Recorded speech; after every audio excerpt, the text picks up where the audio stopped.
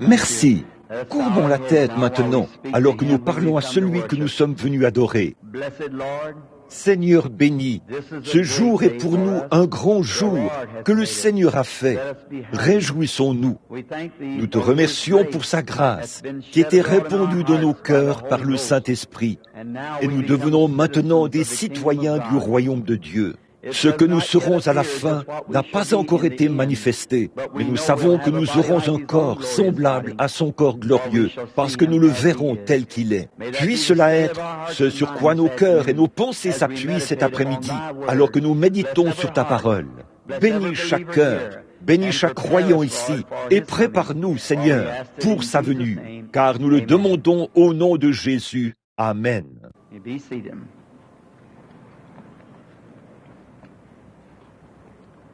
Vous pouvez vous asseoir. Ce beau soleil dehors, c'est dommage que nous n'ayons pas pu avoir ça toute la semaine. Mais il sait exactement quoi nous donner. Il sait exactement ce qui est le mieux pour nous. C'est ce qui est bien avec notre Seigneur béni. Il sait ce dont nous avons besoin avant même que nous le lui demandions. Donc, cette semaine a signifié beaucoup de choses pour moi. Un grand souvenir que je garde de cette semaine, c'est la visitation du Saint-Esprit l'autre soir. Je ne m'en remets toujours pas. Oh, c'était une expérience grandiose. Et c'est arrivé une seule fois auparavant dans ma vie. Frère Wood, qui est ici, son frère et moi, nous étions en train de pêcher à la rivière. Beaucoup d'entre vous ont entendu cette histoire, j'en suis sûr. Et c'est à nouveau venu de cette manière. La veille, voyez-vous, mon ami que voici, M. Wood, était un témoin de Jéhovah. Et à vous, les témoins de Jéhovah, Dieu a encore le Saint-Esprit pour vous. Certainement qu'il l'a. Donc, il avait un garçon atteint de la polio. Et il était allé au Texas, où l'ange du Seigneur avait été photographié. Et j'étais allé outre-mer. Puis, il était revenu, et il était assis dans une réunion, dans une salle aussi longue que ce bâtiment. Lorsque le Saint-Esprit l'a appelé et a guéri son garçon. Aujourd'hui, il ne sait même plus laquelle des jambes était infirme, car il est parfaitement guéri. Puis, M. Wood, comme tous les siens étaient des témoins de Jéhovah, son frère est venu. Eh bien, on l'avait en quelque sorte excommunié de la famille, parce qu'il s'était rallié à cette foi. Une fois, son frère est venu le voir, et il s'est trouvé que le Saint-Esprit l'a vraiment mis à nu à ce moment-là. J'étais en train de tondre le gazon, et nous sommes entrés, et des choses lui ont été révélées. Alors, il est allé chercher son père. Son père, en chemin, nous étions allés là, et il a dit, « Allons pêcher ». Alors nous, en chemin, le Saint-Esprit est venu et lui a dit exactement ce qui allait arriver pendant cette tournée. Exactement quels poissons seraient attrapés, qui les attraperait, comment ils seraient. C'est arrivé de façon absolument parfaite. Et c'était assez mignon. Il parle du fond de ça, ici, tout en bas. Et son fils lui a posé la question. Il a dit, « Qu'est-ce que tu en penses, papa ?» Il a dit, « Eh bien, si quelqu'un peut voir un poisson avant de le pêcher, je pense que c'est très bien. » Puis, quelques jours plus tard, moi et Lyle, son frère, qui s'était converti, étions ensemble, et il causait. Nous étions en train de pêcher sur le lac Kentucky. Et il a dit, « Lyle, tu sais, nous devrions aller dire à une certaine femme âgée qui faisait partie de l'Église de Dieu, l'Église de Dieu d'Anderson. Je crois que ça s'appelle la première Église de Dieu. Elle avait l'habitude de les choyer et de les couvrir d'amour. Ils étaient de jeunes témoins de Jéhovah. Et nous devrions aller lui dire, a-t-il dit, que nous avons été sauvés. Eh bien, dès qu'il a dit ça, le Saint-Esprit est venu, et je me suis levé dans le bateau où nous pêchions. Il a dit, « Ainsi dit le Seigneur, il y aura bientôt une résurrection d'un petit animal, et vous le verrez. » Je me suis dit, un petit animal, d'où est-ce que c'est venu? Qu'est-ce que ce serait? Le lendemain, nous étions de nouveau à la pêche, et nous étions allés dans une petite crique pour pêcher des crapets soleil. Et Lyle, le frère de M. Wood ici, a attrapé un petit crapet soleil, à peu près long comme ça, une petite brème. Je pense que c'est comme ça qu'on les appelle ici. Et le petit poisson avait avalé l'hameçon tout entier. Alors Lyle l'a simplement tenu comme ceci et il l'a tiré. En sortant, ce gros hameçon arrachait à la fois ses entrailles et ses bronchies. et l'a jeté dans l'eau. Le petit poisson a frémi quelquefois, et Lyle a exprimé quelque chose comme ceci. « Tu as joué ta dernière carte, mon petit. » Alors le petit poisson est resté là, sur l'eau, et le vent l'a poussé vers une petite crique pendant environ une demi-heure. J'étais en train de pêcher, et tout à coup, du vallon s'est fait entendre le bruit d'un rugissement, comme celui qui s'est fait entendre ici, l'autre soir. Le soleil brillait aussi fort qu'en ce moment, et quand cela a frappé à l'endroit où je me trouvais, je me suis levé, et j'ai parlé à ce petit poisson. Quelque chose a dit, parle à ce poisson mort. Et j'ai dit, petit poisson, Jésus-Christ t'a redonné la vie. Il s'est retourné sur le côté et a filé dans l'eau à toute vitesse. Donc, vous voyez la simplicité de Dieu. Dans Marc 11, 24 et 25, nous y voyons qu'il a utilisé cette grande puissance de Dieu sur un arbre, juste pour enseigner une leçon aux disciples. Il l'a utilisé sur un poisson. Beaucoup d'entre vous ont entendu parler de l'opossum et de toutes sortes de choses. Dieu est tellement simple. Il agit si simplement que vous passez par-dessus cela à cause d'une très grande doxologie quelconque. Et vous ne reconnaissez pas Dieu. C'est parce que vous ne regardez pas dans la simplicité afin de le voir. Si vous vous abaissez tout simplement et que vous remarquez ces choses, Dieu est là avec vous et il agit. Et ça a été la première fois où j'ai jamais entendu cela venir. Puis l'autre soir, alors que je me tenais sur cette estrade, je l'ai entendu pendant que je priais. Et maintenant, j'ai encore un message, c'est celui de ce soir, avant que je quitte la ville. Et je veux dire ceci, je crois vraiment que très bientôt, la prochaine étape de mon ministère entrera en action maintenant. Et ce sera de loin supérieur à celui que j'ai maintenant. Comment est-ce qu'il y en a ici qui se souviennent du début de mon ministère, quand je posais ma main sur les gens? Vous vous en souvenez? Très bien. Combien se souviennent que le Seigneur avait promis là que si j'étais sincère, je connaîtrais les secrets de leur cœur? Combien savent que cela avait été dit à l'époque? Vous voyez cela se produire? Bon, il y a quelque chose d'autre qui est en route en ce moment. C'est pour très bientôt, et ce sera encore plus glorieux. Et je pense que ce sera le dernier. Il se peut que toutes ces choses marchent tout de même en harmonie. Mais maintenant, cet après-midi, j'aimerais attirer votre attention sur un passage de l'Écriture. Nous parlerons juste pendant quelques instants, si Dieu le veut, d'un sujet, là, que nous espérons sera béni par le Seigneur. Et nous trouverons cela dans Luc, ce passage de l'Écriture, Luc, chapitre 17, verset 20. J'aimerais lire ceci pour tirer un contexte. Ce qui arriva du temps de Noé arrivera de même au jour du Fils de l'homme. Les hommes mangeaient, buvaient et se mariaient, et mariaient leurs enfants, jusqu'au jour où Noé entra dans l'arche. Le déluge vint et les fit tous périr. Ce qui arriva du temps de Lot arrivera pareillement. Les hommes, maintenant regardez bien ce qu'ils faisaient. Les hommes mangeaient, buvaient, achetaient, vendaient, plantaient, bâtissaient. Et le jour où Lot sortit de Sodome, une pluie de feu et de soufre, tomba, et les fit tous périr. Maintenant, dans la Genèse, dans le livre de la Genèse, je crois que c'est au chapitre 19, verset 22, j'aimerais en tirer un sujet. Hâte-toi de t'y réfugier, car je ne peux rien faire jusqu'à ce que tu sois arrivé ici. Maintenant, que le Seigneur ajoute ses bénédictions pendant que nous prions juste un instant. Maintenant, Seigneur, c'est entre tes mains. Prends ces paroles qui sont les tiennes et fais-en lumière à nos yeux cet après-midi et à nos cœurs. Car nous vivons dans un jour glorieux et nous te prions, Père, de te manifester à nous d'une manière extraordinaire. Car nous le demandons au nom de Jésus. Amen. La parole de Dieu ne faillit jamais. Alors, le sujet que j'ai choisi pour cet après-midi, c'est « Hâte-toi de te réfugier ici ». Bon, il y a quelques soirs, J'ai parlé du Spoutnik. Et depuis que je vous ai parlé, il y a 3 soirs, le gouvernement américain, ou l'armée, a lancé son Spoutnik, qui fait le tour du monde. Environ toutes les 100 ou 200 minutes, il tourne autour du monde. Et cela indique simplement que ce qui a été dit est plus proche qu'avant.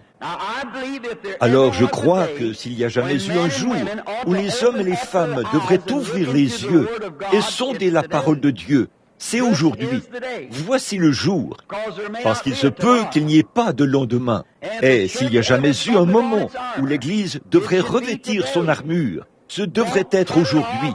N'attendez pas un jour de plus. Si, entre vous et Dieu, il y a quelque chose susceptible de vous empêcher d'aller dans l'enlèvement, vous feriez mieux de mettre cela en règle tout de suite. Ne quittez pas votre siège. Nous vivons dans l'expectative de la venue imminente du Seigneur béni, et nous attendons cette heure. Jésus lui-même a dit, « Quand vous verrez ces choses commencer à arriver, levez vos têtes, votre rédemption approche. » Des signes dans les cieux, des choses qui font peur à voir. La peur fait défaillir le cœur des hommes, le rugissement de la mer, les rats de marée, de grandes choses qui se produisent. Et je sais que certains pourraient avoir cette idée. Frère Branham, pourquoi martelez-vous sans arrêt sur ces choses? C'est sur mon cœur. Et je sais qu'on est censé marteler sur cela aujourd'hui.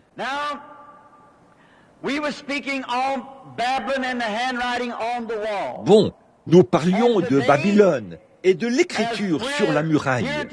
Et aujourd'hui, alors que nous sommes ici aujourd'hui, nous pouvons presque sentir souffler sur notre visage les vents brûlants du jugement. Le monde est arrivé à sa fin. Il n'y a aucun espoir pour le monde, sauf la venue du Seigneur Jésus. C'est le seul espoir. Vous pouvez très bien mettre un Eisenhower dans chaque comté, et l'Amérique continuera à patauger dans le péché. Je n'attends pas un grand réveil. Ce qu'il y a, c'est que le réveil est venu et c'est terminé. Et vous ne l'avez pas su. Il en a toujours été ainsi. Vous attendiez quelque chose. Et Satan n'a cessé de dire, ce sera plus glorieux par ici, plus glorieux par ici. Et c'est passé à côté de vous. Jean-Baptiste n'est-il pas venu sur la terre? Et même les justes ne l'ont même pas reconnu. Les disciples n'ont-ils pas demandé, quand Élie viendra-t-il? Il a dit, il est déjà venu. Et vous ne l'avez pas su. Le réveil est presque terminé. Ne cherchez rien de plus grand. Nous avons déjà ce qu'il y a de plus grand dans le ciel, le Saint-Esprit, qui se manifeste dans cette génération. Il n'y a rien d'autre qui puisse se faire. Mais les jugements qui approchent, le monde ressent cela. Les journaux. Et je me suis laissé dire qu'au Pentagone, je ne sais pas, mais on dit qu'ils ne savent pas quoi faire. Eh bien, il n'existe qu'un seul livre qui peut vous indiquer ce qu'il faut faire. C'est la Bible de Dieu. Elle seule peut vous dire ce qu'il faut faire. Levez la tête, regardez en haut. Il n'y a aucun moyen d'y échapper. Les hommes ont déjà entre leurs mains ce qui leur permettrait de détruire ce monde en 1 heure, s'ils le voulaient. Qu'est-ce qui empêcherait la Russie, cet après-midi, certains de ses chefs, de boire une canette de vodka de Troyes et d'appuyer sur un bouton qui précipiterait le monde entier hors de son orbite? Et ça ne serait pas contraire aux Écritures, pas du tout. Voilà, voyez-vous, nous sommes au temps de la fin. Et je veux attirer votre attention sur ceci. Toutes ces choses que nous avons vues se produire cette semaine. Pendant cette série de réunions, dans un lieu qu'on avait préparé à cet effet, et les gens ne manifestent aucun intérêt, voilà qui indique bien que la chose est proche. Mais de voir un petit groupe de gens comme vous, qui vous réunissez fidèlement ici, jour après jour et soir après soir, Parce que quelque chose vous pousse à le faire, qu'il y a quelque chose en vous, vous qui êtes remplis de l'Esprit, il y a quelque chose au-dedans de vous qui vous avertit. Eh bien, il se peut qu'un grand théologien arrive dans la ville et qu'il soit peut-être très instruit et capable de s'exprimer avec éloquence et clarté. Et il se peut très bien que toutes les églises de la ville collaborent pleinement et que ce soit en quelque sorte un honneur d'avoir l'occasion d'aller écouter cet homme qui est peut-être un brillant orateur. Mais ce n'est pas ce que l'Église recherche. L'Église, le vrai croyant, recherche la manifestation du Saint-Esprit, quelque chose qui agit dans son cœur. Les enfants ne savent pas ce que c'est, mais que Dieu m'aide cet après-midi à vous expliquer ce que c'est. Il n'y a pas longtemps, j'ai eu le privilège d'aller en Inde, où le Seigneur m'avait conduit à aller, et c'était vraiment frappant. Lorsque je suis arrivé en Inde, il venait d'avoir un tremblement de terre. Et j'ai un article de journal qui se trouve dans le bureau des hommes d'affaires chrétiens ce soir, ou aujourd'hui, écrit par mon bon ami Tommy Nickel, qui s'apprête à le publier. C'est au sujet d'une chose étrange qui s'est produite. Environ 2 jours avant le tremblement de terre qui a secoué cette grande nation. Cela a aussi été diffusé ici. Il s'est passé quelque chose d'étrange. Tout le bétail et tous les petits oiseaux qui se perchaient dans les cheminées et qui avaient fait leur nid dans les grands murs en Inde. Là-bas, il n'y a pas beaucoup de clôtures, mais de grands murs de pierre. Ils ramassent les pierres et s'en servent pour construire les murs.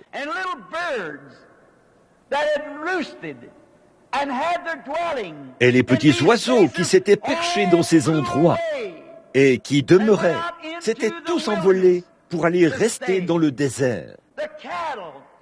Le bétail qui se tenait le long de ces murs le soir pour se mettre à l'abri du soleil est parti et est allé se tenir au milieu du pâturage. Qu'était-ce? Il n'y avait pas un seul élément matériel indiquant un tremblement de terre. Les hommes de science n'avaient pas pu détecter cet imminent tremblement de terre. Mais, oh, puis-je dire, béni soit son nom. Le Créateur savait que cela allait se produire.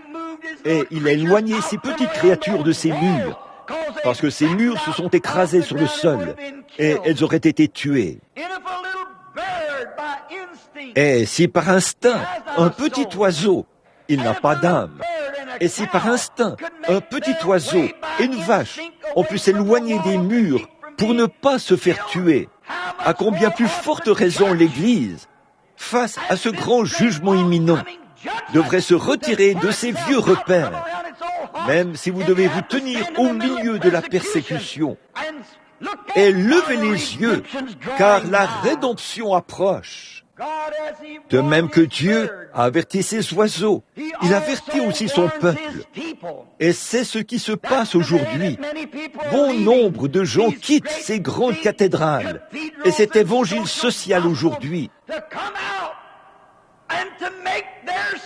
pour venir prendre position avec les enfants de Dieu, même si on les traite de fanatiques ou quoi que ce soit d'autre. Ils prennent position. C'est le Saint-Esprit qui les avertit. Certainement, ce jugement imminent. Oh, comme j'aime Dieu pour cela. Dieu est le péché, et le péché doit être jugé. Il était dit que si très bientôt Dieu ne juge pas l'Amérique pour son péché, il devra ressusciter Sodome et Gomorrhe et leur présenter des excuses, certainement. Et nous moissonnerons ce que nous aurons semé. Et tous ceux qui ont un tant soit peu de spiritualité se rendent compte que c'est la vérité. Nous sommes au bout du chemin. est de savoir qu'on est en sécurité en Christ. Et il n'y a qu'un seul moyen de pouvoir y être. C'est que Dieu vous a élus pour que vous y soyez. Nul ne peut venir à moi si mon Père ne l'attire premièrement. Et tous ceux que Dieu lui donne, il les ressuscitera au dernier jour. Alors Jésus s'est mis à parler et a dit, « Ce qui arriva du temps de Noé arrivera de même à la venue du Fils de l'homme. » Maintenant, remarquez certaines des choses qu'il a dites. Il a dit, du temps de Noé, les hommes mangeaient, buvaient, se mariaient et mariaient leurs enfants. Savez-vous où il y a le plus de divorces dans le monde entier? Aux États-Unis d'Amérique. C'est le pays où le taux de divorce est le plus élevé au monde. Et remarquez ce qu'il a dit. Ce qui arriva du temps de Lot. Du temps de Lot, a-t-il dit, les hommes mangeaient, se mariaient, mariaient leurs enfants, et ils bâtissaient, plantaient.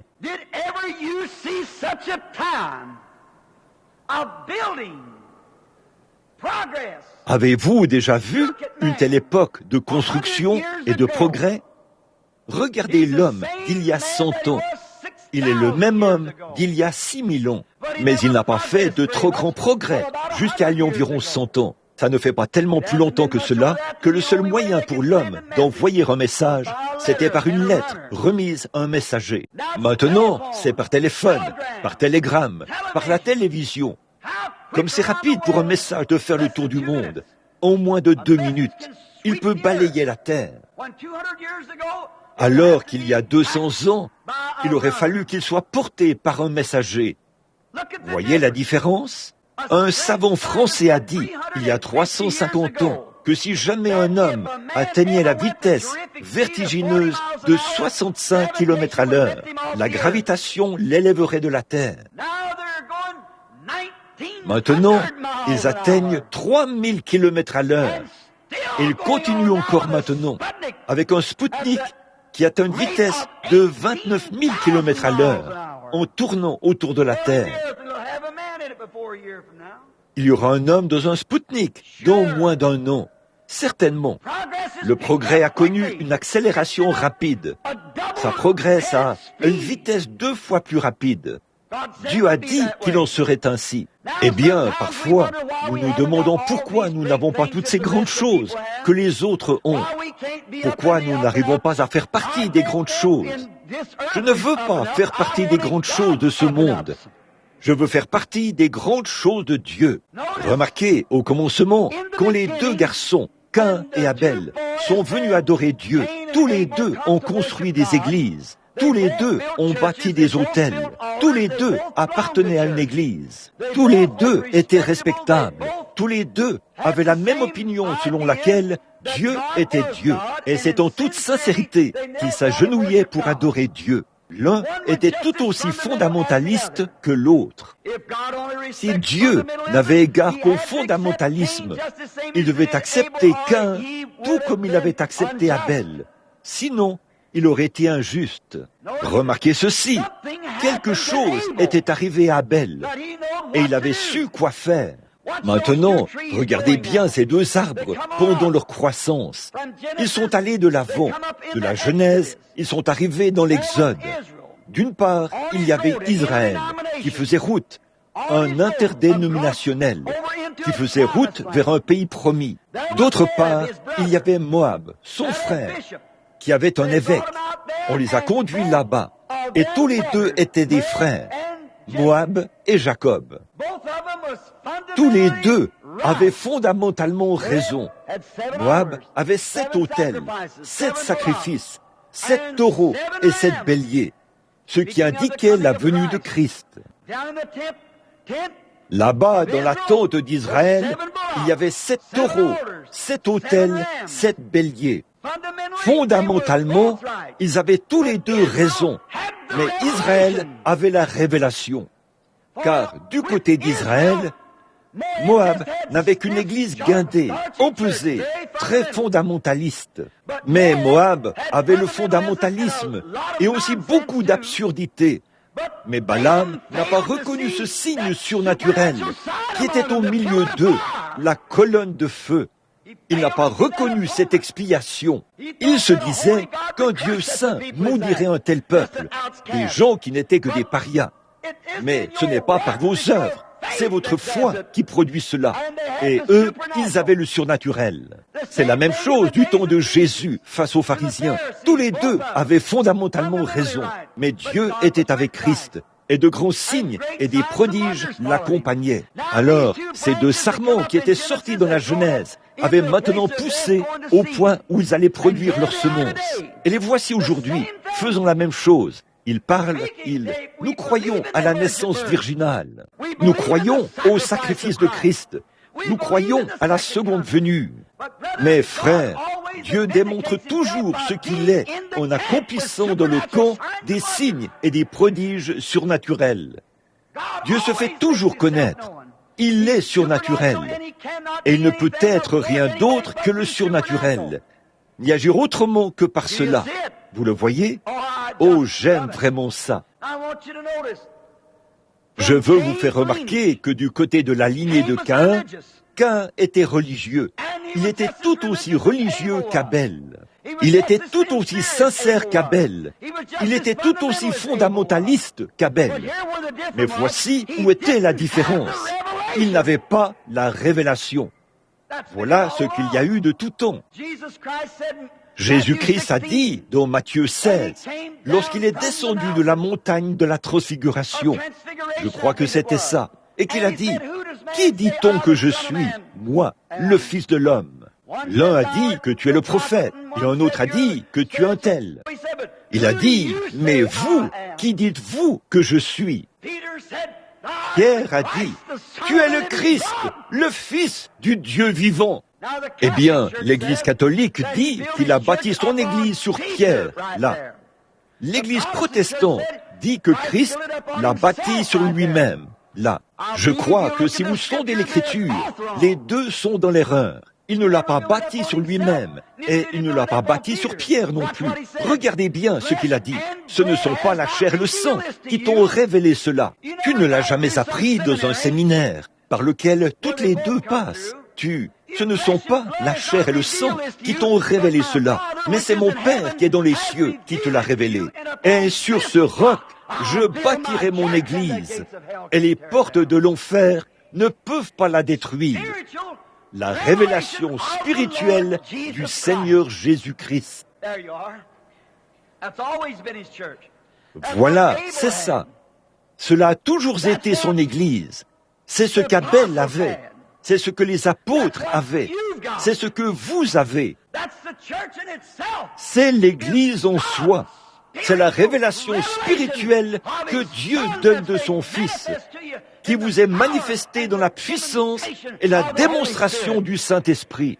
Allez par tout le monde, prêchez l'Évangile. Voici les signes qui accompagneront ceux qui auront cru. Une manifestation de la présence du Seigneur Jésus ressuscité. Et les gens qui sont spirituels, qui ont une conception spirituelle, reçoivent cela et croient cela.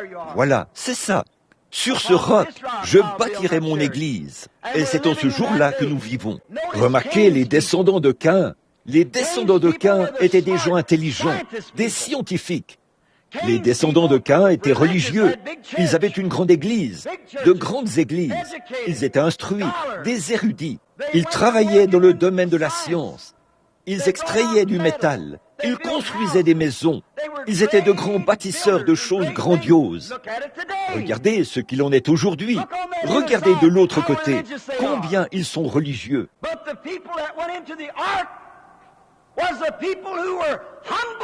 Mais les gens qui sont entrés dans l'arche étaient ceux qui étaient d'humbles fermiers. C'est vrai, mais l'autre côté, c'est là. Ils ont la conception intellectuelle, alors que le vrai côté de Dieu a la révélation de Jésus-Christ, non pas par la parole écrite, mais par la vérité spirituelle révélée. Amen. Oh, béni soit son nom. Dieu se révèle à un individu, et bien vite, il devient la divinité à l'intérieur de lui. Il est un fils ou une fille de Dieu. parle à cette montagne et ne doute pas, elle se déplacera. Vous saisissez? C'est maintenant le jour, le jugement imminent, le rassemblement de son peuple pour l'amener dans des lieux où on peut échapper au jugement. Maintenant, je voudrais vous faire remarquer que partout, avant que le jugement frappe, il y avait toujours quelque chose de surnaturel qui se produisait. Et Noé, les gens avaient passé beaucoup de temps à attendre. Puis est apparu un ange, un prophète, Enoch, et ainsi de suite. Des signes surnaturels se sont produits, puis ils sont entrés. Je veux que vous remarquiez quelque chose au sujet des enfants d'Israël. Quand ils sont sortis, cela a pris beaucoup de temps, des centaines d'années. Rien ne se passait, aucune chose surnaturelle depuis la mort de Joseph, qui était un type de Christ. Mais juste avant que le jugement frappe l'Égypte, lorsque Dieu a fait sortir son Église, il y a eu un message, un prophète est apparu, des anges sont apparus, des signes surnaturels se sont produits, et les enfants de Dieu ont été placés à Goshen, où ils ont été à l'abri des plaies avant leur sortie. C'était la même chose lors de la première venue de Christ, et avant que la destruction arrive. Il leur avait dit que celui qui est sur le toit ne descende pas, que celui qui est dans les champs ne rentre pas chercher ses affaires, mais qu'il sorte de la ville. C'est là où se trouvent ces Juifs. Ils sont maintenant là-bas, en Iran, et ainsi de suite. Ceux qui sont en train de revenir pour s'installer à Jérusalem. Ce ne sont pas ces Juifs qui trichent, qui volent, et tout, qui constituent les 144 000. Mais ces vrais Juifs là-bas, qui s'étaient échappés au jour où Titus avait assiégé les murailles, ou assiégé Jérusalem, et qu'il y avait eu cette grande destruction là-bas, et que là, Jérusalem avait été dispersée, et les Juifs, ils ne s'étaient jamais rassemblés de nouveau, jusqu'à tout récemment, afin que s'accomplisse ce que Dieu avait dit qu'il arriverait. Nous sommes au temps de la fin, mes amis. Remarquez, chaque fois que le messager venait, ce messager était toujours rejeté par l'Église. Eh bien, remontez le cours de l'histoire et vous verrez, il n'y a jamais eu un temps où Dieu envoyait un message dans n'importe quel âge sans que l'Église l'ait rejeté. C'est vrai. Regardez Martin Luther, John Wesley. Qu'en est-il de vous, les frères ménonites? Et vous, les Amish? Quand le message est proclamé, l'Église le rejette. Elle le fait, certainement. Puis nous croissons, nous croissons, nous croissons, nous croissons. Et ce petit reste monte et prend à nouveau la forme de la semence. Oh, béni soit son nom. Nous sommes à la fin. C'est vrai. Le jugement est... On peut regarder partout et voir l'écriture sur la muraille. Et chaque fois, les messagers qui sont entrés en scène, ils ont apporté un message d'amour, de grâce et de délivrance. Le message de Dieu a toujours été un message de délivrance avant le jugement. Noé a eu la délivrance. Lot a eu la délivrance. Et bien que cela ait été un message de délivrance, les gens l'ont rejeté. Il parle de miséricorde et de délivrance, et les gens rejettent cela. Je voudrais vous faire remarquer qu'au jour de Lot, c'est pour cela que je crois que l'Église partira, avant même qu'un missile frappe la terre pour la faire exploser. Je ne suis pas un théologien, je ne peux pas lire beaucoup, parce que je n'ai pas d'instruction.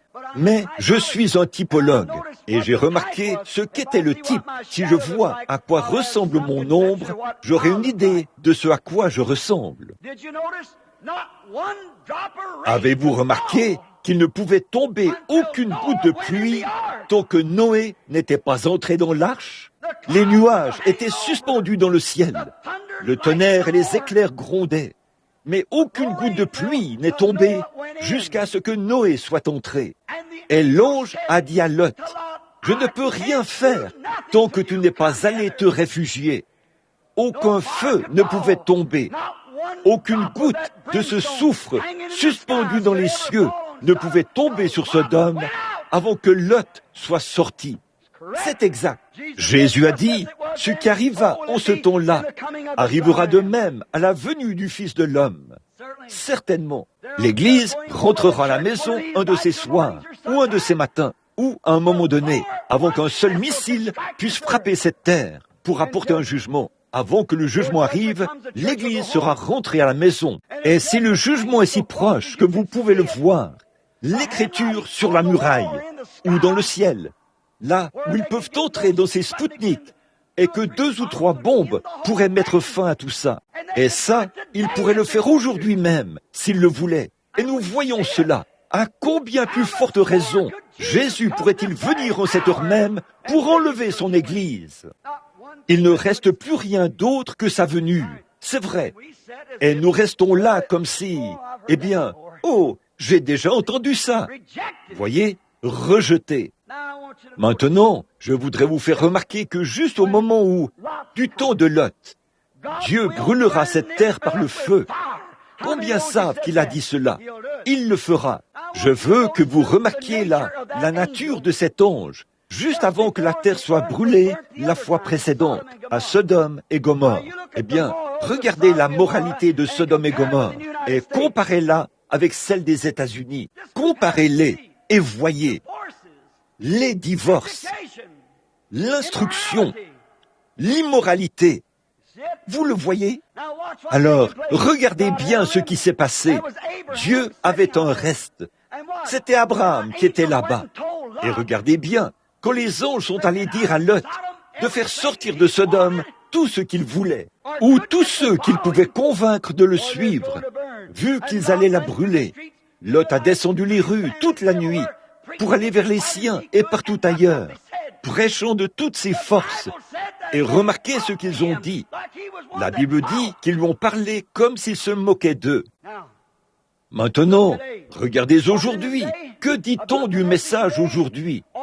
Oh, c'est une fabrication. C'est un simulacre. Vous essayez de faire une imitation. Vous essayez d'être différent de nous autres. C'est un simulacre. C'est le Saint-Esprit. Et vous êtes trop aveugle pour voir cela. Vous dites, frère Branham, est-ce conforme aux Écritures? Allons un peu plus loin. Si vous pouvez supporter cela. Regardez l'ange de miséricorde qui est venu à Sodome, qui était sur le point d'être brûlé. Il a dit qu'il en serait de même aujourd'hui. L'ange est venu à Abraham sous la forme d'un homme. Et spirituellement, Abraham l'a reconnu. Et il s'est assis, le dos tourné à la tente. Et Abraham lui a donné à manger. Et il a dit, Abraham, je vais te visiter à peu près à la même période, à peu près à la période de la vie. Abraham avait 100 ans et Sarah 90. Ils attendaient cette promesse depuis des années et des années et des années et des années. Ceux qui attendent la venue du Seigneur observent chaque mouvement. Béni soit le nom du Seigneur. Ils s'attendent à ce que quelque chose se produise, exactement comme un morceau de métal près d'un aimant. Ils s'attendent à ce que cela se produise. Abraham attendait cela. Il attendait cette promesse que Dieu avait faite. Et le temps approchait. Puis un homme s'est présenté. Ce n'était pas un homme, c'était un ange. Et l'ange n'était nul autre que le Dieu Tout-Puissant manifesté dans un homme. Maintenant, écoutez, vous qui lisez la Bible, Abraham l'appelait Seigneur. Prenez ce Seigneur et voyez si ce n'était pas Elohim, le Tout-Puissant, le Jéhovah vêtu de vêtements d'homme.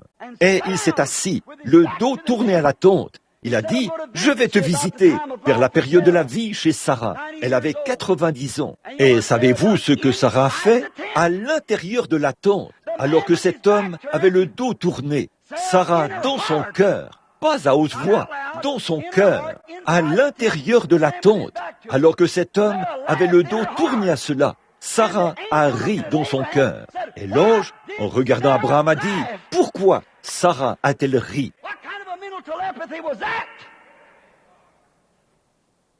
Quelle sorte de télépathie mentale était-ce? N'avez-vous pas honte? Ce même ange de miséricorde vient dans ce bâtiment chaque soir et accomplit les mêmes choses. Et ça, c'est avant que le feu et la destruction brûlent cette terre. Ce qui arriva du temps de Lot arrivera de même à la venue du Fils de l'homme. C'était un ange porteur d'un message, est capable de discerner ce qui se passait derrière lui, à l'intérieur d'une tente. Et Sarah est sortie et a essayé de nier cela. Il a dit, oui, tu l'as bel et bien fait. Il avait le dos tourné, Sarah étant dans la tente, l'ayant dit dans son cœur. Ne voyez-vous pas la nature de cet esprit? Ce même esprit n'était nul autre que Jésus-Christ. Et il a fait la même chose quand il était dans ce corps, sous la forme du Seigneur Jésus, ici sur terre. Il a accompli les mêmes signes pour prouver que c'était bien lui. Et il est ici aujourd'hui et ce soir, et partout sur la terre, accomplissant les mêmes choses avant la venue du feu et de la destruction. Et les gens, là, ils disent, vous vous moquez, vous êtes un antichrist, vous essayez de plaisanter, vous essayez d'imiter, vous voulez être différent. C'est de la télépathie mentale. C'est un devin aux manières raffinées. Et Jésus a dit, une seule parole prononcée contre cela ne sera jamais pardonnée à un homme, ni dans ce siècle, ni dans le siècle à venir. Ce que Dieu fait, de toute façon, que les gens le reçoivent ou pas, le message doit aller de l'avant. Ils ne l'ont jamais reçu en ce temps-là. Ils ne l'ont jamais reçu du temps de Noé. Ils ne l'ont pas reçu du temps du Seigneur Jésus. Et ils ne le recevront pas aujourd'hui. C'est vrai. Mais le Père trouve bon de donner ses avertissements avant le jugement. Qu'est-ce que Sodome dira quand elle comparaîtra, quand Lot le juste parcourait les rues? Vous dites, Lot le juste? La Bible dit que leur péché tourmentait journellement son âme juste. Bien sûr qu'il l'était. Les anges l'avaient oint et l'avaient envoyé porter l'Évangile. Oh frère, quel jour que celui où nous vivons!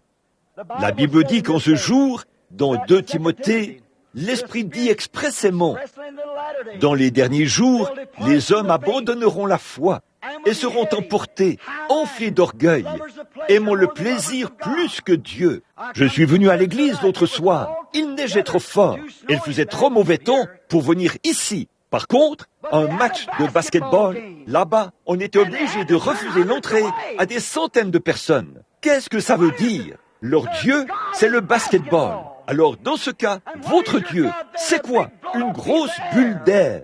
Je suis heureux que notre Dieu soit le Seigneur Jésus-Christ, sa personne ressuscitée, un vrai créateur vivant qui a fait les cieux et la terre. Mais eux, c'est ça qu'ils désirent voir. Le genre d'esprit qui est en eux les attire vers cela. L'esprit qui est dans le chrétien l'attire vers Christ. Comment un homme peut-il venir à moi sans que mon Père ne l'ait attiré? Oh oui! Frères, voici ce que je dis. Hâtez-vous de vous réfugier. Il ne vous reste plus beaucoup de temps. Ces grands murs ecclésiastiques vont s'effondrer un de ces jours. Vous feriez mieux de vous hâter pendant que vous en avez l'occasion. Sortez du monde, entrez en Christ, alors que vous voyez le souffle chaud du jugement qui est suspendu de chaque côté et qui tourne maintenant à 2900 km à l'heure ou à 29 000 km à l'heure, faisant maintes et maintes fois le tour du monde. Et une nation pécheresse qui a la main sur un bouton qui pourrait nous réduire tous en poussière en 5 minutes. Ne vous attendez pas à ce que quelque chose de grand arrive, un grand réveil. Attendez-vous à la venue du Seigneur. Soyez prêts maintenant. Le diable ne fait que vous aveugler au sujet de ces choses. Christ s'est fait connaître à chaque nation et dans chaque génération. Il le fait encore aujourd'hui. L'Église dénominationnelle est endormie. L'Église spirituelle est réveillée. La Vierge endormie s'est retirée pour dormir. Elle passera par la période de la tribulation. Mais celle qui avait de l'huile dans sa lampe est prête. Béni soit le nom du Seigneur. Comme j'aime cette parabole de la Vierge. Vous connaissez les vieilles lampes au kérosène que nous utilisions autrefois. J'avais l'habitude. Jusqu'à tout récemment, nous n'avions pas de lumière électrique. Écoutez, l'huile est au fond de la lampe et il y a une mèche qui la fait monter. Eh bien, cette mèche doit être faite d'une matière spéciale et le feu est au bout de la mèche. Maintenant, remarquez, on ne pourrait pas y plonger un tuyau pour faire monter l'huile. Elle ne viendra pas par des choses faites de fer, fabriquées par l'homme. Elle ne viendra que par la voie pourvue par Dieu. Et la mèche, c'est la foi. Et la seule chose qui peut attirer le Saint-Esprit dans une lumière, c'est le Saint-Esprit lui-même. Et quand vous avez votre foi, dont l'une des extrémités brûle pour la gloire de Dieu, et l'autre baigne dans l'huile du Saint-Esprit de Dieu, il y aura une lumière qui brillera, aussi sûr que je me tiens derrière cette chair. C'est vrai. Mais qu'en sera-t-il si vous la plongez dans de l'huile mélangée à de l'eau? Vous savez ce que ça va faire? Ça va crachoter. Voilà ce qui ne va pas avec les lampes de beaucoup aujourd'hui.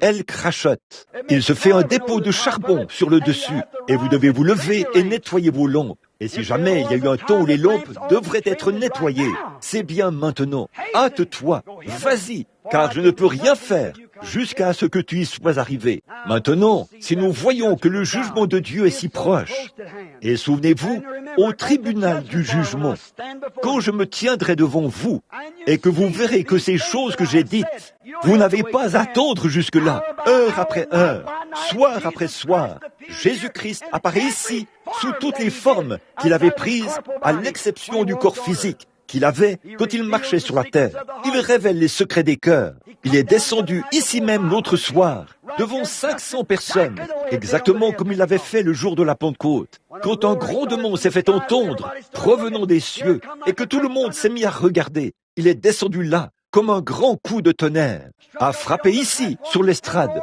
et a retenti comme un rugissement dans le bâtiment. Ce n'était pas un vent qui soufflait, mais c'était comme un vent impétueux. Qu'avons-nous fait? Au lieu d'avoir le cœur enflammé et d'aller embraser toute la ville, nous avons dit, c'était très bien, ça, oui. Je n'ai aucun doute là-dessus dans mon esprit. Oh, levez-vous, nettoyez votre lampe. Vous avez trop d'huile mélangée à votre esprit, ou trop d'eau. Ça fera un dépôt de charbon, et vos lumières s'éteindront en fumant au passage la cheminée de votre lampe. Vous ne pourrez pas voir le royaume de Dieu lorsqu'il se rapproche. Nous sommes à la fin maintenant.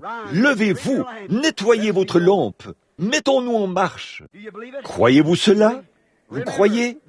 Souvenez-vous, avant que ce monde se retrouve face à son grand désastre, dont l'arrivée est prédite dans les Écritures, Dieu, dans sa miséricorde, en fera sortir son Église, parce que l'Église ne sera pas ici pour subir la moindre parcelle de la tribulation. Remarquez, Noé, Lot est sorti de quelque chose qui allait le détruire. Noé est entré dans quelque chose qui l'a protégé. Alors, quel est le rapprochement? Faites le rapprochement. Nous sortons du monde avec lequel nous serions détruits pour entrer en Christ. C'est la seule chose qui puisse nous protéger. Noé est entré. Lot est sorti. Il est sorti du monde. Il est sorti de Sodome. Et Noé est entré dans l'arche qui flottait au-dessus des jugements. Et la seule chose, frère, il n'y a pas une seule fois, dans aucun âge, où Christ a détruit un grand peuple, ou fait de grandes choses comme ça, sans d'abord avoir fait sortir ses élus de là. Car comment Dieu peut-il faire tomber un jugement sur une Église qu'il a déjà déclarée parfaite? Nous sommes le corps de Christ. Si nous sommes morts en Christ, nous devenons la postérité d'Abraham. Et nous sommes héritiers selon la promesse. Comment Dieu peut-il nous juger alors qu'il nous a déjà jugés en Christ? Et si vous êtes en Christ, Christ a dit, voici les signes qui les accompagneront. Vous ferez, vous aussi, les œuvres que je fais. Les mêmes œuvres. Je suis le cep, vous êtes les sarments. Le sarment qui se retire lui-même et qui laisse un petit verre dénominationnel coupé, y entrer et couper le courant de vie. Ce sarment va se dessécher et il sera brûlé. Mais quand un bon cep sain ou un sarment est alimenté par le sarment produira la même sorte de vie que celle qui se trouve dans le cep. Si c'est un cep de péché, le sarment de péché produira des pêches. Si c'est un cep de raisin, il produira des raisins. Si c'est une citrouille, il produira des citrouilles. Si c'est une pastèque, il produira des pastèques. La vie qui est à l'intérieur prouve ce qu'il est. Et vous me dites que vous pouvez être dans une organisation faite de main d'homme et prétendre être. Je vais vous dire quelque chose. Dieu n'a jamais, à aucun moment, ni dans aucun âge, accepté une organisation. Nommez-moi un seul endroit dans l'histoire. L'Église catholique est la première Église organisée qui ait jamais existé. Et que dit Apocalypse 17, 17? Qu'elle est une prostituée et qu'elle a de nombreuses filles. Et l'Église protestante est directement issue de l'Église catholique. Elle s'est organisée à son tour. Elle a levé des barrières et a dit « Nous croyons ceci et rien d'autre ». Et elle n'a laissé aucun espace pour que les brebis puissent paître. Je n'ai rien contre votre organisation, mais vous vous enfermez, hommes et femmes, et vous pensez, mon groupe sait tout. Votre groupe n'en sait pas plus que ce que Dieu lui permettra de savoir. Et quand Jésus n'est pas mort uniquement pour les méthodistes, les baptistes et les pentecôtistes, il est mort pour le corps tout entier. Et la vision universelle, c'est que le corps du Seigneur Jésus-Christ doit se préparer pour l'enlèvement. Ma prière, mon cher ami, c'est Jésus voit chacun de vos moindres mouvements. Il connaît chaque petite action que vous exécutez. Il y a quelque temps, la reine, ou le roi plutôt, avant sa mort, le roi George d'Angleterre, s'est rendu au Canada. Et à cette occasion, l'enseignante a fait sortir tous les enfants pour qu'ils puissent y aller. Et elle leur a remis de petits drapeaux britanniques à agiter pour montrer qu'ils étaient contents et heureux que le roi soit là. Et alors qu'ils étaient tous massés dans les rues avec leurs petits drapeaux, le roi a descendu la rue avec sa jolie reine. Et les gens pleuraient à son passage. Tout le monde agitait son drapeau et se réjouissait. Les enfants étaient censés retourner à l'école après le passage du roi. Ils sont tous retournés, à l'exception d'une petite fille. L'enseignante n'arrivait pas à la retrouver. Elle est allée dans la rue et s'est mise à chercher partout. Et au bout d'un moment, près d'un poteau télégraphique, se tenait l'enfant, sa petite tête appuyée contre le poteau. Elle pleurait à chaudes larmes. Et l'enseignante lui a dit « Qu'y a-t-il, ma chérie? N'as-tu pas agité ton drapeau au passage du roi ?» Elle a dit « Oui, j'ai agité mon drapeau au passage du roi. » Elle a dit « Étais-tu tout près ?»« Oui, je me tenais tout près. » Eh bien, elle a dit « Ah, as-tu vu le roi ?» Elle a dit « Oui, j'ai vu le roi. » Eh bien, elle a dit « Pourquoi pleures-tu » Elle a dit « Le roi ne m'a pas vu. Je suis trop petite. Il ne pouvait pas me voir. » Mais il n'en est pas ainsi avec Jésus. Peu importe que vous ayez de l'instruction ou que vous ayez à peine de vêtements à porter, chaque petit tournant que vous prenez pour sa cause, il le voit et il le sait. Pourquoi ne laissez-vous pas le Saint-Esprit vous rapprocher de la croix aujourd'hui? Pourquoi ne vous préparez-vous pas aujourd'hui? Ce qui arriva du temps de Noé arrivera de même à la venue du Fils de l'homme. Nous voyons tous les signes qui confirment son apparition imminente. Courbons la tête un instant, pendant que nous y réfléchissons. Je me demande qui dirait à l'instant, « Frère Branham, souvenez-vous de moi dans votre prière, alors que vous prononcez cette prière de la fin. Je veux que vous vous souveniez de moi, afin que je m'approche du Seigneur, pour qu'en ce jour-là, mes petites œuvres et tout ce que j'aurais pu faire pour lui, il les voit et me les impute à justice, alors que j'accepte son Fils Jésus et que je désire être rempli du Saint-Esprit. Voulez-vous lever la main? Que le Seigneur vous bénisse, que Dieu vous bénisse. C'est ça, partout, au balcon, que Dieu vous bénisse. Et à ma gauche, oui, très bien, que Dieu vous bénisse. Que Dieu vous bénisse là-haut, au balcon de gauche. C'est bien. Très bien, il est ici, C'est à vous de décider maintenant. Quoi? Hâtez-vous. Le message a toujours été une urgence. Vite, dépêchez-vous. Quel ange? Le même ange que vous voyez ici. Combien, alors que vous avez la tête inclinée, savent que le Saint-Esprit vient ici chaque soir et qu'il accomplit la même chose qu'il a faite à la tombe d'Abraham? Levez la main. Voilà, c'est ça. Alors, quel est le message? Quel était son message? Dépêche-toi! Sors d'ici! Eh bien, éloignez-vous de ces grands murs dénominationnels. Éloignez-vous de ces murs de péché près desquels vous vous tenez, de ces actes immoraux qu'on voit à la télévision, de toutes ces histoires publiées dans les journaux et de ces magazines True Story. Éloignez-vous de ces choses. Tous ces sceptiques. Je me demande s'il pourrait s'agir de télépathie. Je me demande s'il pourrait s'agir de ceci. Dépêchez-vous! Éloignez-vous! Sortez et courez! Allez au milieu de la miséricorde de Christ. C'est à la croix, car il y a de la place à la source pour vous. Réfléchissez à ça et recevez-le par la foi alors que nous prions. Père céleste, tu es le Fils de Dieu, et je suis si heureux de savoir qu'en ces derniers jours mauvais où nous vivons maintenant, dans l'ombre de la venue de notre roi béni, que tu aies envoyé un ange sur la terre pour démontrer exactement les mêmes actes Si l'esprit du mal se trouvait dans un homme, il ferait le mal. Et là, combien de nos frères ont eu les yeux fermés en se disant, « Eh bien, je fais partie d'un groupe de gens, je fais partie d'une grande église. » Et ils ne se rendent pas compte que c'est ce même esprit qui était sur Caïphe, le souverain sacrificateur, et sur tous les érudits du temps de notre Seigneur. Et il a dit, « Vous avez pour père le diable. » Des hommes saints, des hommes justes, des hommes versés dans les Écritures, mais ils ne sont pas parvenus à recevoir la révélation. Des hommes brillants, intelligents, de grands hommes, mais ils n'ont pas vu la simplicité et l'œuvre du Saint-Esprit. Ô Dieu, fais que le cœur des hommes s'ouvre et que leurs yeux s'ouvrent, afin qu'ils voient l'heure où nous vivons. Il est prédit que le message sera proclamé exactement tel qu'il est proclamé. Et puisse-t-il obtenir miséricorde avant que le jugement s'abatte. Accorde à tous ceux qui ont levé la main cet après-midi que le Saint-Esprit vienne dans leur corps, dans leur cœur, dans leur vie, au plus profond de leur être. Régénère-les et fais d'eux de nouvelles créations en Jésus-Christ. Puissent leurs yeux s'ouvrir et qu'ils disent « Pourquoi n'ai-je pas vu ça avant ?»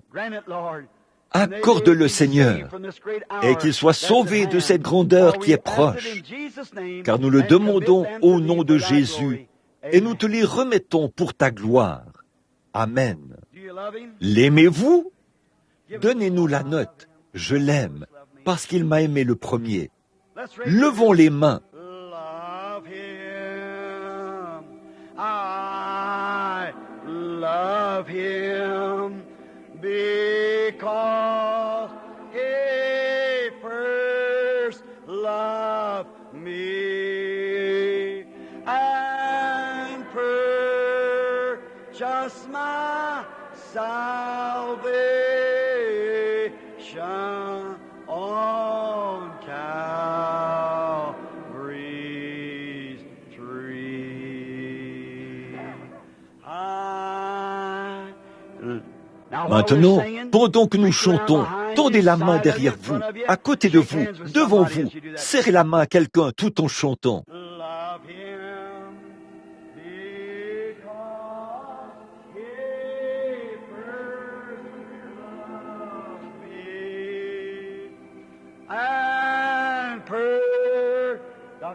My salvation on Calvary's tree. Combien se sent tout à fait prêt à partir? Oh, c'est merveilleux, n'est-ce pas? Si la trompette sonne, qu'est-ce que ça change? Nous laisserions tomber une croix et nous recevrions une couronne. Nous ne pouvons pas échouer. Dieu nous a déjà acceptés. Il a envoyé son esprit. Son esprit est ici avec nous, faisant, accomplissant, manifestant exactement ce qu'il avait dit qu'il arriverait. N'êtes-vous pas heureux que Dieu vous ait appelé? Alors, vous pouvez prendre en pitié ceux, ne les condamnez pas, mais prendre en pitié ceux dont les yeux sont fermés et qui ne peuvent pas le voir. Ils ne peuvent pas le voir, à moins que Dieu ait su qu'il le verrait avant la fondation du monde. Car tous ceux qu'il a connus d'avance, il les a appelés. Ceux qu'il a appelés, il les a justifiés. Ceux qu'il a justifiés, il les a glorifiés. Déjà, c'est écrit dans ses livres. Christ est venu racheter ceux que Dieu, par sa prescience, savait qu'il le recevrait. Amen. Si ce n'est pas là, une chose merveilleuse est de savoir que nous sommes ici cet après-midi, tout juste au temps de la fin, que toutes ces grandes choses se produisent et que nous sommes là, en sécurité en Christ. Votre vie le prouve. Or, si votre vie ne cadre pas avec cela, vous êtes séduit. C'est vrai. Mais si vous voyez cela, le comprenez, que vous louez Dieu pour cela, et que votre vie est remplie de la justice de Dieu, il ne vous est pas difficile de faire quelque chose qui est... Vous ne voulez rien faire de mal. C'est là que les deux grandes écoles ont perdu le nord, la doctrine arminienne. Il vous faut faire telle et telle chose, et faire telle et telle chose. Ça, ce sont des œuvres. Et de l'autre côté, les calvinistes se sont mis à dire, Dieu soit béni, je suis sauvé, je fais ce que je veux. Voyez? Mais c'est le milieu de la route qu'il faut. Si vous l'aimez, vous ne ferez rien de mal, comme à l'égard de votre femme. Ma petite femme, je vais très souvent outre-mer. Quand je vais outre-mer, je ne vais pas la chercher pour lui dire « Madame Branham, tu n'auras point d'autre mari pendant mon absence. » Et elle ne me saisit pas par le col en disant « Jeune homme, pas d'autre femme. » Ce serait tout un foyer, ça, n'est-ce pas? Non, nous nous agenouillons et nous prions. Je l'embrasse pour lui dire au revoir. Je dis « Chérie, prie pour moi. » Elle dit « Je prierai à chaque heure, Billy. » Nous y voilà. Je ne m'inquiète pas en me demandant si elle aura un autre mari. Elle ne s'inquiète pas en se demandant si j'aurai une autre femme. Pourquoi? Nous nous aimons. Et tant que nous nous aimerons, il en sera toujours ainsi. Certainement. Maintenant, qu'en serait-il si je partais outre-mer ou ailleurs et que je faisais quelque chose de mal, que j'allais faire la cour à une autre femme? Je crois qu'elle me le pardonnerait. Si je venais le lui dire, je crois qu'elle me pardonnerait. Mais cette pauvre petite femme, aux cheveux gris à 37 ans, qui s'est tenue entre le public et moi, est devenue comme ça, je l'aime tellement que même si elle allait tout me pardonner, je ne lui ferais de mal pour rien au monde. Je l'aime. Je l'aime. Et tant que je l'aime comme ça, elle n'a absolument aucun souci à se faire à ce sujet. Et tant que vous aimez le Seigneur de tout votre cœur, vous ne fumerez pas de cigarettes, ne boirez pas de whisky, ne ferez pas quoi que ce soit de mal. Vous aimez le Seigneur, mais vous pourriez très bien arrêter de fumer, de boire et tout le reste, et ne pas l'aimer. Vous êtes quand même perdu. C'est vrai, ce n'est pas par les œuvres, mais c'est par la grâce que vous êtes sauvés. Or, si votre vie ne cadre pas avec la vie de Jésus-Christ, eh bien, il a dit là, dans sa parole, si vous dites à cette montagne, ôte-toi de là, et que vous ne doutez pas, mais croyez que cela arrivera, ce que vous aurez dit vous sera accordé. Ce que vous aurez dit, la seule manière pour que cette montagne se déplace, il faudrait que ce soit la divinité qui parle. Quand vous êtes un fils de Dieu, vous recevez Dieu, c'est-à-dire Zoé, la vie même de Dieu en vous, et vous devenez une partie de Dieu. Alors, si votre objectif est juste et que votre motif est juste, gloire de Dieu, parlez et voyez ce qui se passera. Cela doit arriver. Mais comment pouvez-vous même y croire, alors qu'il n'y a rien ici, à l'intérieur, pour croire? Il faut que Dieu entre par le Saint-Esprit. Je sais qu'il y a eu beaucoup de trucs bidons. Je sais qu'il y a eu beaucoup de frimes, qu'il y a eu beaucoup de choses qui se sont passées. On trouve cela dans chaque réforme. C'est vrai. La question, ce n'était pas de savoir comment Martin Luther avait pu protester contre l'Église catholique et s'en tirer. La question, c'était comment il avait eu assez de grâce pour rester au-dessus de tout le fanatisme qui avait suivi cela. Il en a été ainsi dans toutes les réformes. C'est pareil aujourd'hui. Il y a beaucoup de fanatisme qui est associé à cela et qu'on appelle de la guérison divine, des signes et des prodiges, mais qui ne le sont pas. Mais que représente un faux dollar? Un faux dollar indique qu'il en existe un vrai quelque part, parce que la Bible de Dieu l'a dit. Je suis heureux que nous l'ayons trouvé. Que Dieu vous bénisse. Ce soir, si le Seigneur le veut, à 19h30, je veux prêcher sur le sujet « La porte à l'intérieur de la porte du cœur ». Alors, que Dieu vous bénisse. Venez ce soir en vous attendant à ce que Dieu sauve les perdus et guérisse les malades. Dr. Vail.